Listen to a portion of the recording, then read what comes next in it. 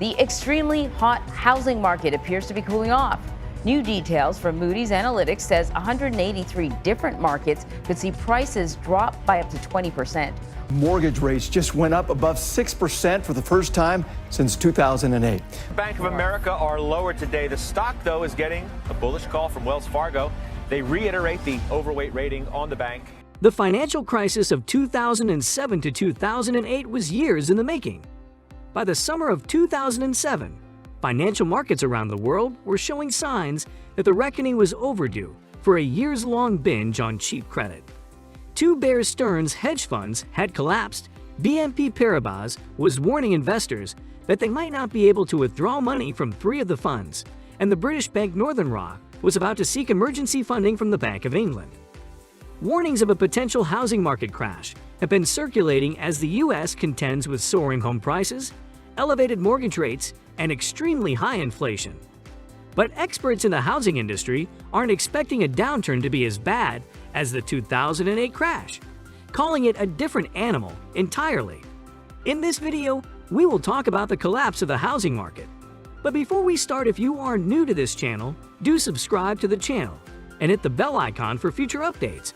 The warnings have prompted comparisons to 2008, when the market crashed, leading to an economic crisis that became known as the Great Recession.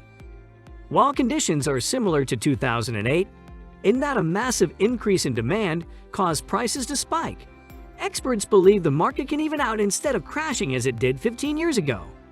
Daryl Fairweather, chief economist at the real estate brokerage Redfin, told Newsweek that most recessions see home prices fall by about 2% to 4%. If a crash were to happen now, she would expect a downturn to be in that range. The Great Recession was the exception, Fairweather said. Home prices fell by like 20%, but that's because the recession started with the housing market collapse. It wasn't that the recession caused the housing market collapse, the housing market collapse caused the recession. For the market to crash, the U.S. would have to see a wave of sellers listing their homes. This could happen if there's a severe recession that means people couldn't afford their mortgages anymore, Fairweather said. Unlike in 2008, when homeowners had high interest rates they couldn't afford, many homeowners obtained really cheap mortgages last year at around 3%, according to Fairweather. So they should still be able to afford their payments. Homeowners also gained record equity last year, meaning they're far less likely to be in danger of going underwater in their homes. In 2008, adjustable rate mortgages, ARMs, were among the causes of the housing market crash, according to the Center for American Progress. ARMs are riskier than fixed-rate mortgages because even though they start at a lower interest rate, that rate can change, according to a handbook from the Federal Reserve Board. If the rate goes up, homeowners with ARMs could be forced to make much higher monthly payments than they started with. When the market crashed in 2008, ARMs accounted for a much higher percentage of all active mortgages than they do now. Currently, ARMs represent 8% of all mortgages, but just before the market crashed in 2007, they accounted for 36%, NBC reported. In addition to fewer of today's active mortgages having an adjustable rate, more than 80% of ARMs today are under a fixed rate for the first 7 to 10 years that they are in place. Jerry Howard, CEO of the National Association of Home Builders, offered a similar analysis as Fairweather. He does not believe house values will plummet or that the entire financial system will melt down. You'll see a slowdown, and with that will probably come a certain amount of price decline, he said.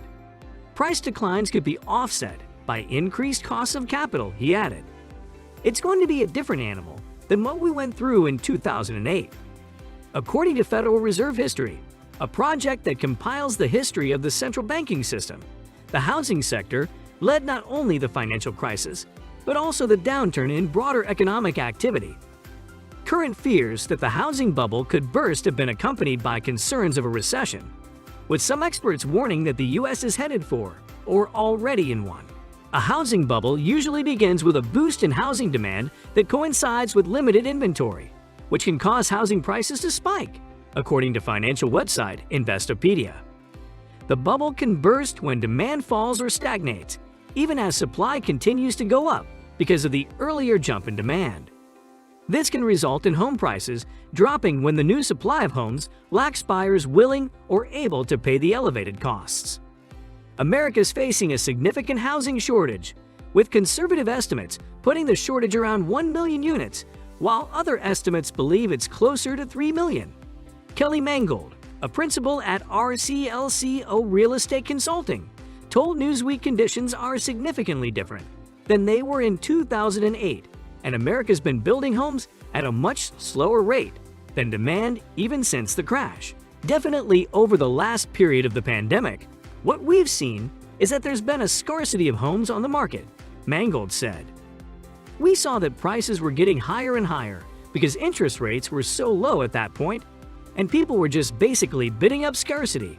Competition for houses has cooled a bit since interest rates started to rise, and Mangold said there's still a demand for homes, but far fewer bidding wars because increased interest rates caused affordability problems for some buyers.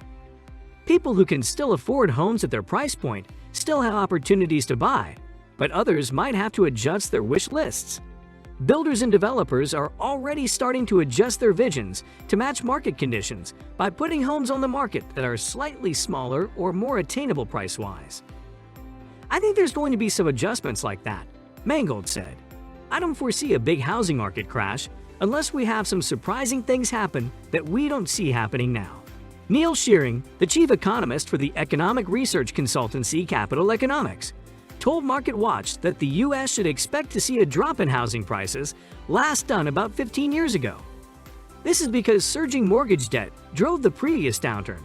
But the latest surge in house prices has been underpinned by the extremely low level of nominal interest rates, Shearing said. In May, mortgage delinquency rates fell to a record low, 2.75%, for the third month in a row, according to the financial services company Black Knight, indicating that the mortgage debt Shearing said pushed the 2008 crisis might not be as much of an issue now. Data from the Federal Reserve Board shows that delinquency rates for single-family residential mortgages began a sharp increase in 2007 before the crash, and then peaked at 11.36% in 2010. William Wheaton, a professor in the Massachusetts Institute of Technology's Department of Economics and former director of the MIT Center for Real Estate, agreed that a market drop now would not be anything like 2008. I think it will simply slow down and appreciation in prices might flatten out, but I don't see anything like 2008 happening, he said. There's no real crisis. It's just that credit is more expensive. Of course, it was cheap for the last 3 years, unusually cheap. Hope it was useful for you. If you enjoyed the video, do like this video. Don't forget to subscribe to the channel and hit the bell icon for future updates.